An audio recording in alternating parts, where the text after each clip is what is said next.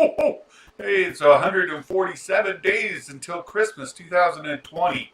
And today there's been some news, some rumors, some speculation in the Star Wars news front. So I wanted to come on this afternoon. Plus, there's some other things, just some fun discussions that we've been involved in the last couple of days. And I thought it would be fun to come on here and get any feedback that you may have.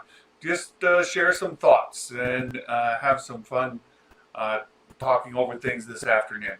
So the first thing is, and I'll just follow up from both of these come from videos on the Den of Nerds. The Den of Nerds Live this morning talked about some confusion over Solo 2.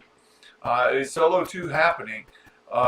There's lots of smoke. There's lots of discussion about what may be happening in that space, and whether it's going to be a movie or whether it's going to be a series, whether there's anything, whether there's nothing at all.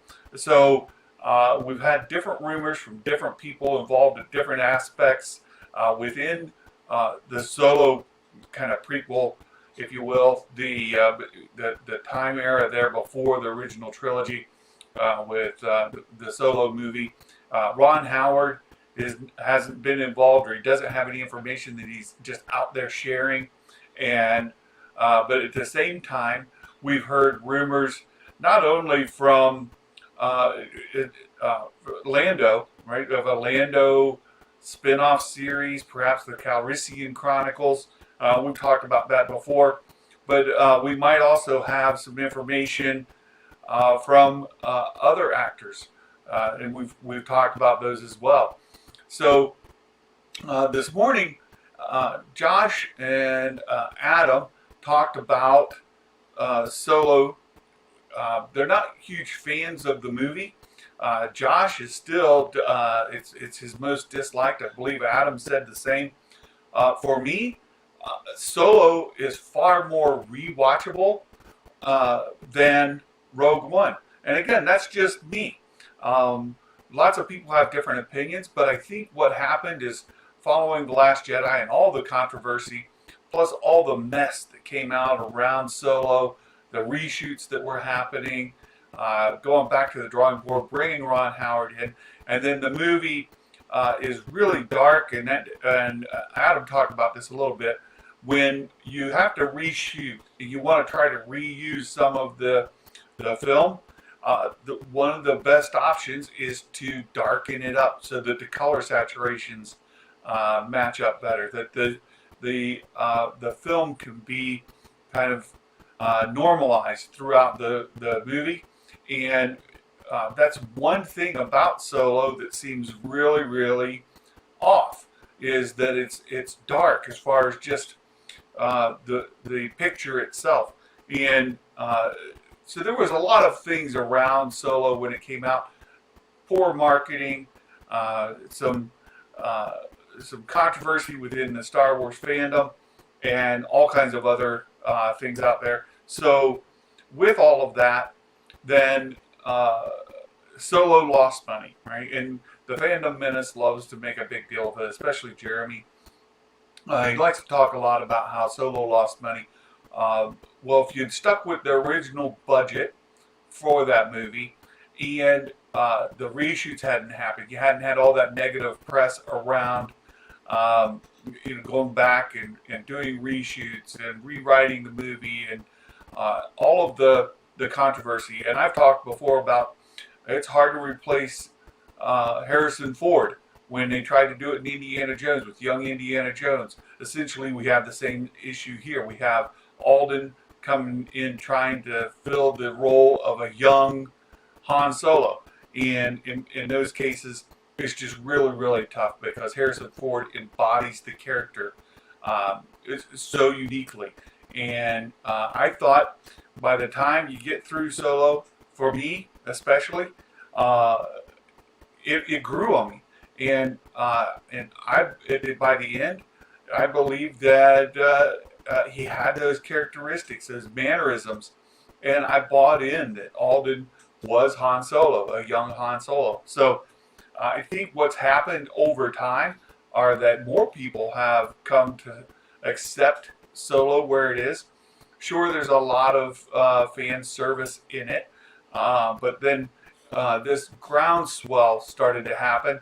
More and more people started to kind of warm up to Solo as it became available on Disney Plus and streaming services.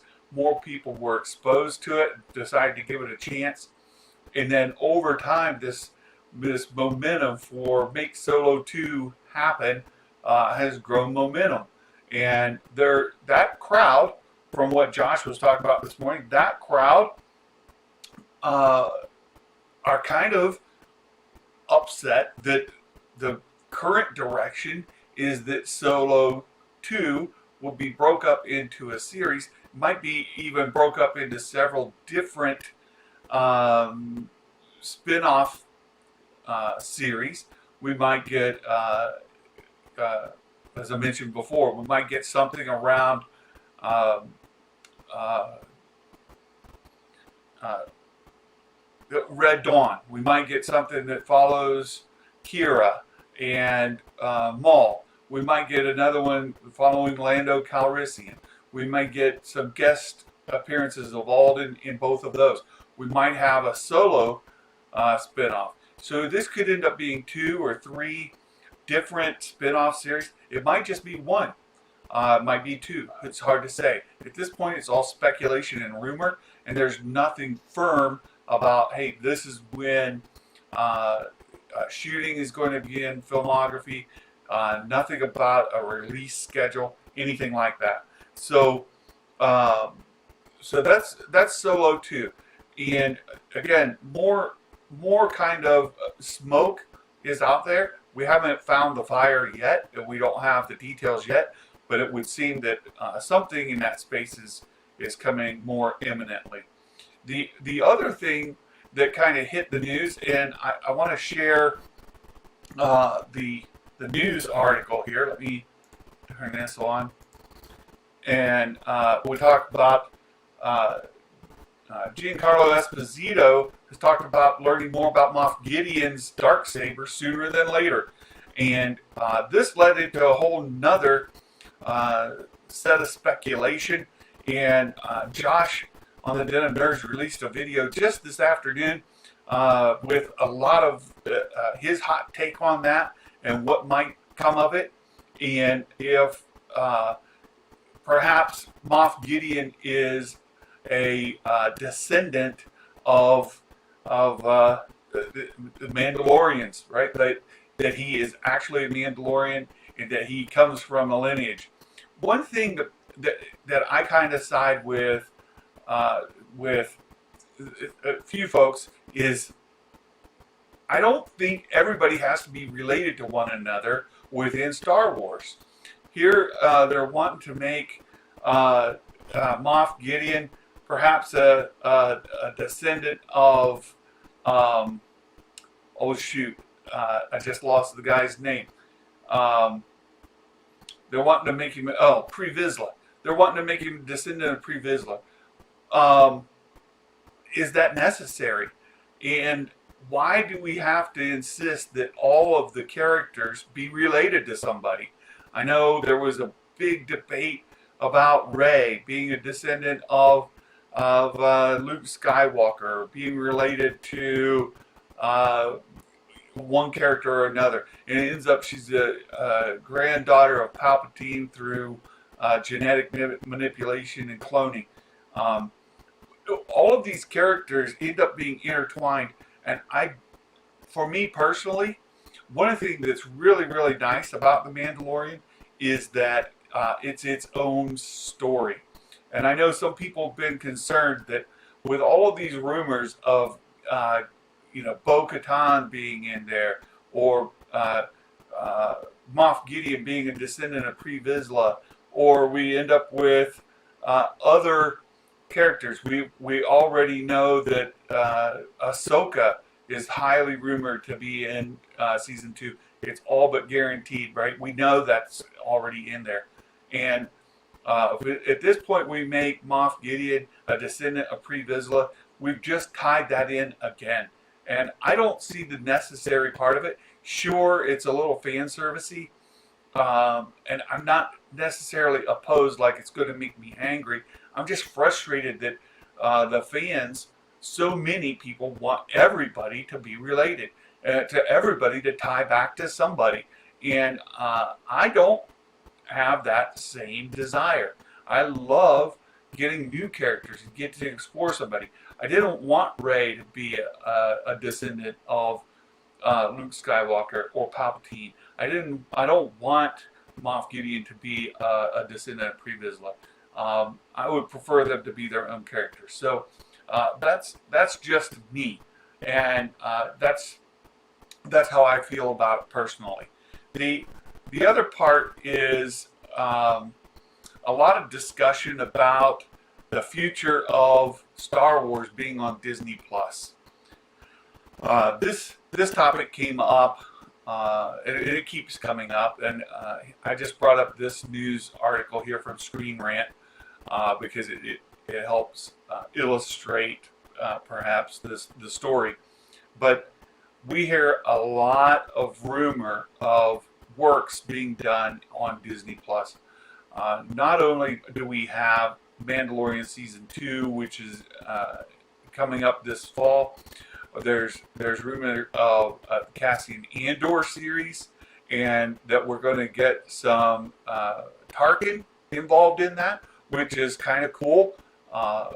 Always good to see some of those legacy characters show up, especially if they're used well. But if we get that Cassian Andor series and Grand Moff Tarkin, as well as maybe a couple others, there's some hints that there might be even other characters involved in that we might recognize. We end up with an Ahsoka series that's rumored on Disney Plus. There's the whole Rebels follow-up, the search for Ezra Bridger with Thrawn. There's a rumor of a spin-off series with Ezra Bridger and Thrawn. There's in live action. There's rumor, of course, of the Solo 2 stuff, whether that's Calrissian Chronicles, Solo 2, continued stories of maybe the Red Dawn or Han Solo, Chewbacca. Might they be involved with the Hutt clans and all of these?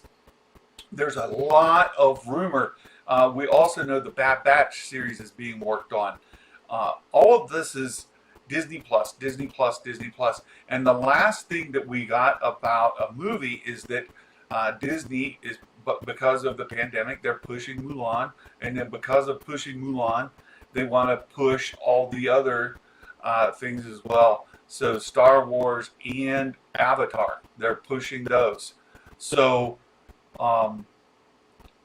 even with those movies, and there's speculation, might those be a trilogy of movies or might they be standalone movies? We don't have specifics. Compare that to what we have on Disney Plus, and it just seems that I agree with this Screen Rant article that the future of Star Wars is on Disney Plus. And let me just show you a couple other things. I brought up, we were in a Discord discussion on the Denim Nerds Discord earlier this week, and I wanted to bring up, and I can't find really good numbers as far as ticket sales for worldwide audience. And I asked this question on John Campia's show earlier today. If you were watching John Campia's daily show, about 90 minutes in, I was able to get a question into John, but the question was about ticket sales, the number of ticket sales. So if you look at annual ticket sales, and this is domestic, so meaning United States, domestic movie theatrical market summary 95 to 2020. If you look at this blue line, this is what I want to talk about. The blue line you can see from 95 up through 2002 was on an incline. I've got another graph I'll show here in a moment.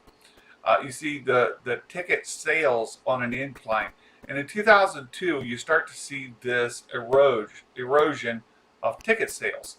Uh, the high in 2002 was 1.57 billion tickets sold, and you can see then the box office was 9 billion and change, right?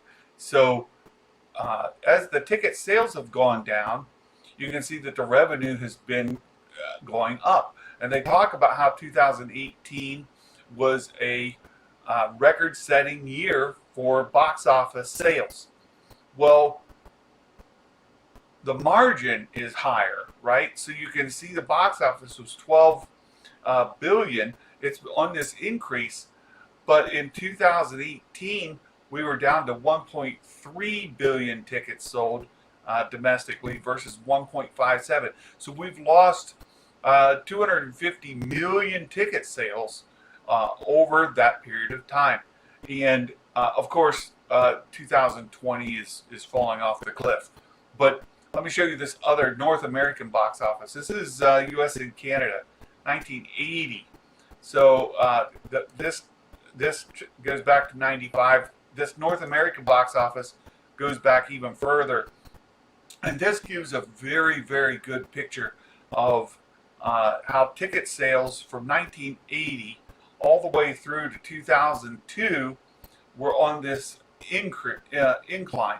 There were ups and downs along the way, but by 2002 we hit that high water mark. Since 2002, it has been on a decline, and again in 2019, 1.2 billion tickets sold. 2018, 1.3 billion tickets sold.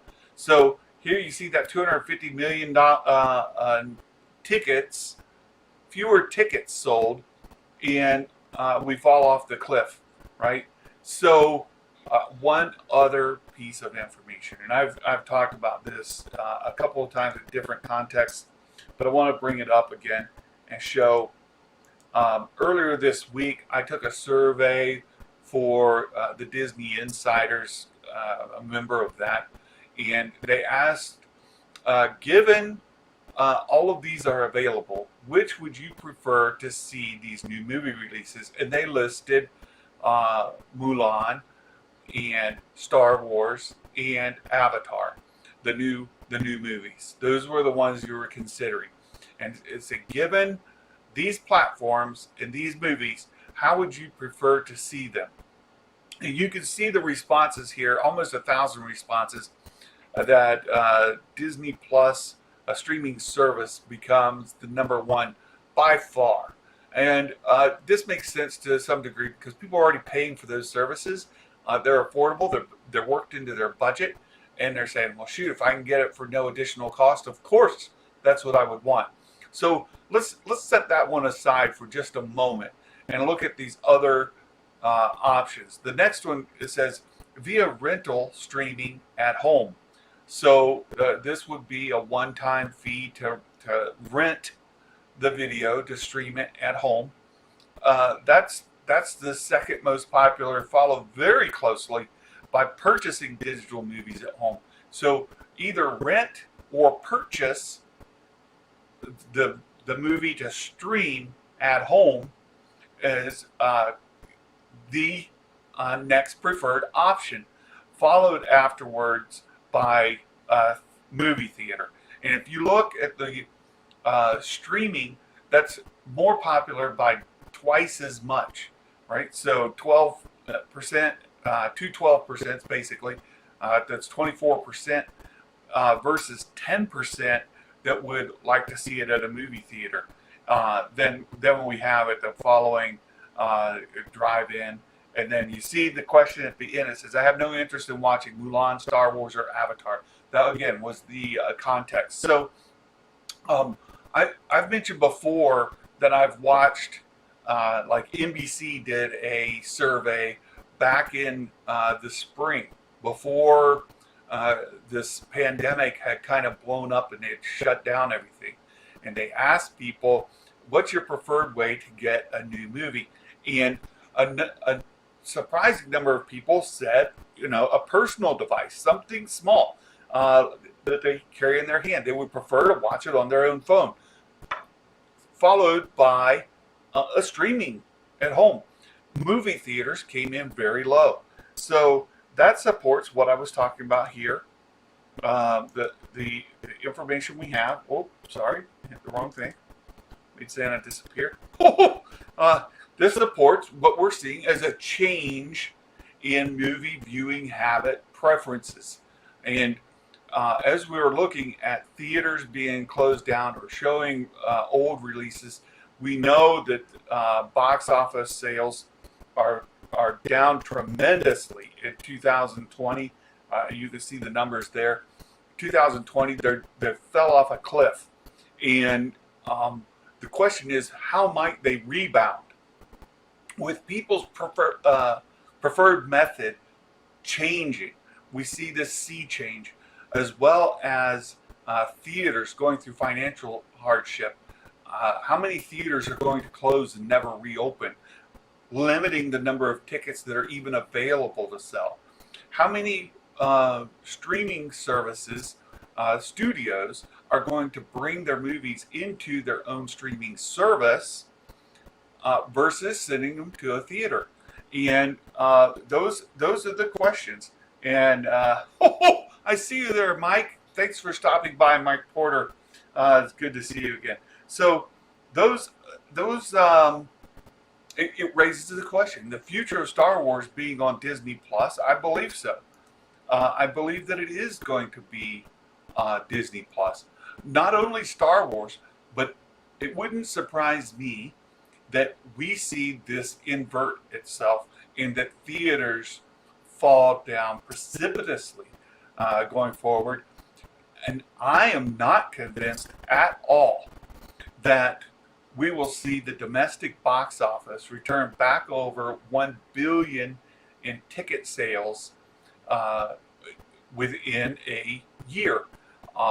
And whether that's in 2021 or 2022, or even, as some have suggested, in 2023, when we get the next Star Wars movie released, would we see 1 billion in ticket sales? Not the dollar amount, like $1 billion movie. I do believe that we'll see more $1 billion movies, but I am not convinced at all that we will see the number of tickets sold slip back above that billion tickets sold. So that's a few of the things that I thought of this afternoon, and thought would be fun to discuss and take a look at. Let me bring this back up here. So those are my thoughts. Those, going back again, just as a quick summary, there's still lots of smoke, and maybe even more smoke around some of the Solo 2 related projects. There's this latest rumor from Giancarlo Esposito about the Darksaber, and it's fueling more and more interest in these Disney Plus series, and I think that that's good. That's, in fact, for the Star Wars fandom as a whole. Something else that Josh talked about this morning. Might Lucasfilm have sacrificed male audience for growing other audience base, female audience in specifically, but you've also got to look at some of the foreign markets, especially in Asia, where Star Wars has not been strong with ticket sales. So I think by putting these things on Disney Plus and building out additional characters, and that's really key to me. If we can build new characters that people start to follow, people get involved with, and they're not tied to these legacy characters that have these kind of boundaries set around them because of all the lore that has been built up over the years, decades, that we have more freedom to see where these characters might go. And Um, I think that with that, we'll get additional audience support because some of the people who have not been into Star Wars will start to follow some of these streaming shows. They'll get involved with their spouses, family members, and just the water cooler talk, right? Because that's what happens is people start binging a streaming show. Other people then join in just to kind of get into the water cooler talk, and then it uh, builds momentum, and people start watching because other people are watching. And I think the Star Wars fan base can be grown that way, um, and it will look very different than it was when I saw Star Wars back in '77 and grew up. It'll look very much different than it did when the prequels came out, and we're going to see a fan base that is, I believe, much bigger, much broader. And Lucasfilm has learned many lessons through the sequel trilogy, and they seem to be righting the ship as far as giving fans some of the things they're looking for. And I think that some of this that could be a trap if they're not careful by bringing in fan favorites like Ahsoka into the Mandalorian, because it'll take away from the Mandalorian itself. Bringing in Pre Vizsla as Moff Gideon's ancestor again ties it to lore, and then you end up with these rails that you have to adhere to, or the fandom. Some of the core base get upset again because you haven't adhered to their own headcanon or legacy, what is now the Star Wars legacy books, not the canon, and they still want to hold on to those stories. So I worry about that. I worry that we're trying to tie in too many characters that have established lore. So that's my thoughts. That's sort of my feelings. And I got in a conversation yesterday with the Great Council, and was talking with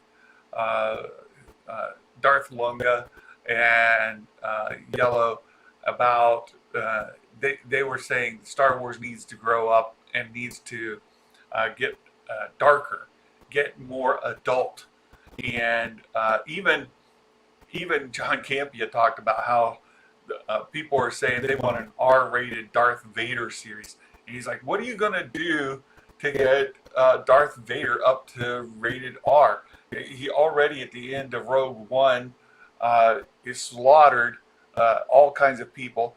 If you look back, Maul's hallway scene in the Clone Wars animated series this last season was epic as well. And then we look at some of the other content that we've seen in Star Wars as far as beheadings, dead bodies floating in space, all of those kind of things. When they use that as evidence to say, well, look, this is they're not always made for kids. Well, they still allow for kids. It's just that they're not R-rated. And what are you going to do to Star Wars, that IP, to get it more mature? And why are you trying to search out an R rating? What content are you going to add to make it go over that? And one thing that I saw recommended earlier, and I was on the Discord again, is Ryan, the executive producer with Den of Nerds, mentioned it might be really cool to see some of the sentries, who guard the Jedi temples and that kind of thing. The yellow lightsaber guys that are really big and they're kind of intimidating.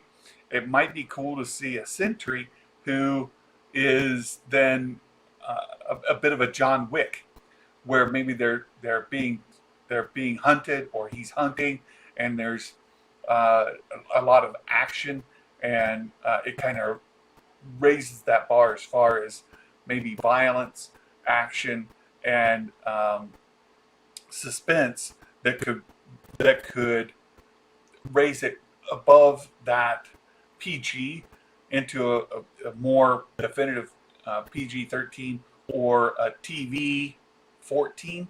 That seems to be the rating. It's a TV. It's a PG-14 for the TV rating system. So you might get into that PG-13, TV-14 range, but it still fits into Disney Plus's rating model. So it wouldn't be like an HBO or a Showtime where they really get into the TVMA or into the rated R. And I don't personally, I don't think that belongs with the Star Wars IP.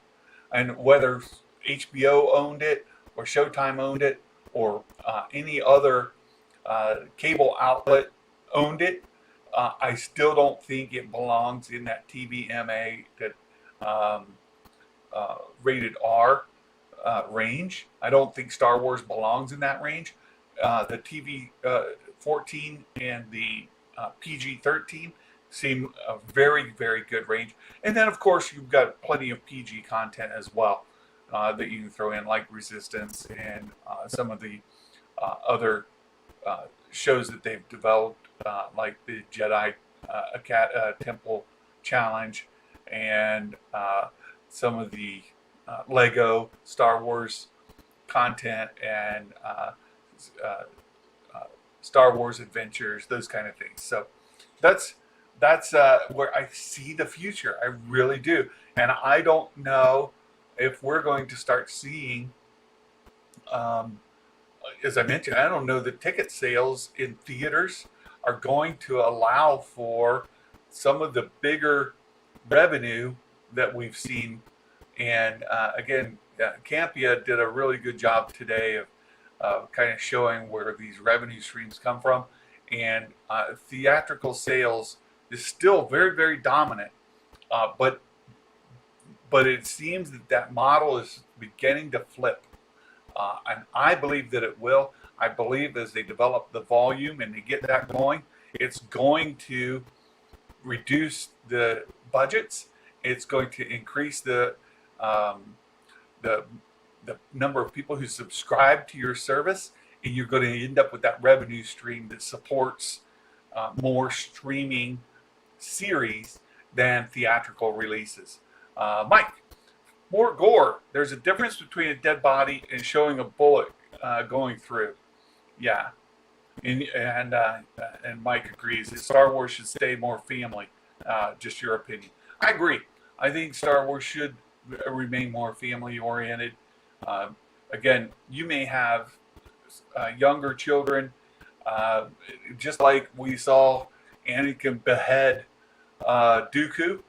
That may be a little too much for younger children, but there's a precedent for that in Star Wars.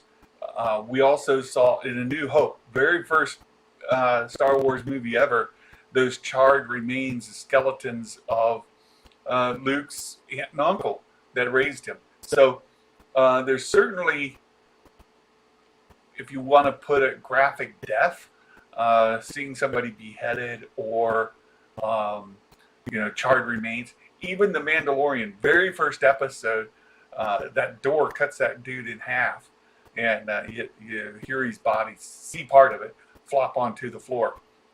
And there's no question what happened. It just doesn't show that actually, like that door scissored the guy in half and blood goes spurting, right?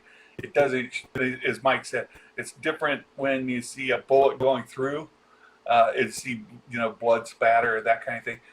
Lightsabers are tough. It's same with blasters because they don't tend to create a lot of blood flow.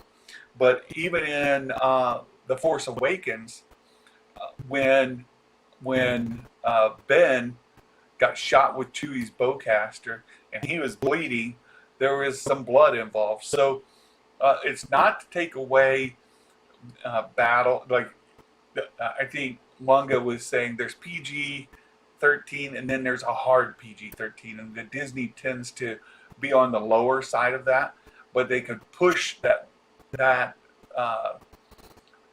boundary, and they could get up closer to the hard PG-13 or the TV-14 range. And I don't disagree. I think there is room for that.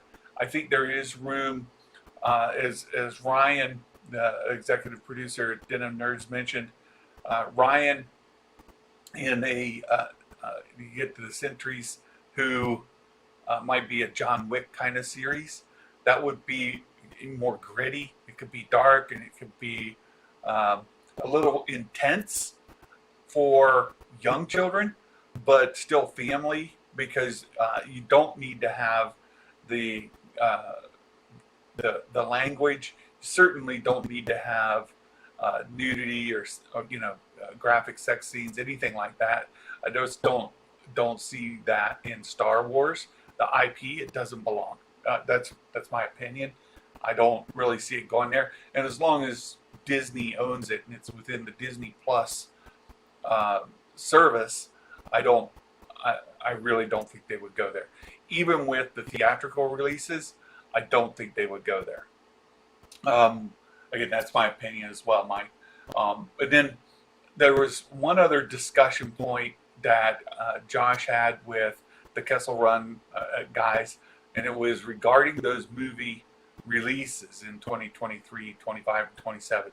Those movies, Josh still wants them to be big blockbuster trilogy, to follow the Star Wars pattern of trilogies. That's all we've ever had at theaters, and he likes that tradition. He likes that model. I do too, but I'm also in favor of seeing maybe something that builds more like what they've done in the Marvel space cinematic universe, where you had a Thor origin story, and you had an Iron Man origin story, Captain American origin story, and a couple movies in each of those spaces as it built up towards an Avengers movie, and then you end up with Endgame. So I think there's room within Star Wars to do a similar thing, where you could have maybe just me. I really like the idea of going on the different syndicates and having maybe a movie that focuses on the Hutt Syndicate, and we get this movie that explores some sort of territorial dispute from the Hutts. Maybe get another one around the Chiss, and it does or does not have to involve Thrawn, but you get the Chiss out there, the Chiss ascendancy, and their dominance within a certain region of space. You could have then the Pikes, that are a huge crime syndicate. Crimson Dawn as another. There are all kinds of different crime syndicates out there that each have a bit of a wedge in any vacuum of time between a really strong republic would fit in to put one of those where there's a jostling for power, for dominance, and maybe try to build towards that. So you could have a Crimson Dawn, the Pikes, the Chiss Ascendancy, the Hutts, in different movies that then culminate in some galactic war, beginning in Star Wars, a galactic war that pits these factions against one another. So I don't see why we have to have that as a trilogy where we follow one group, but rather follow more of the Marvel concept, where you have these origin stories that then come together, these characters that you've grown to know. And maybe I'm off base. Maybe you do those things in the streaming service series, as we've mentioned. Maybe build those up, and then the movie trilogy could be, again, to keep using the Marvel idea, like the Avengers, right? So you'd have 3 movies that are related, that were first built on the streaming platform. So I completely agree. I think the future of Star Wars is in the streaming service. In fact, I think the future of cinema is in streaming, and this whole ordeal with AMC signing this contract is, I think, a way that AMC was trying to get their foot into the streaming revenue stream and to try to survive as they see this market flipping.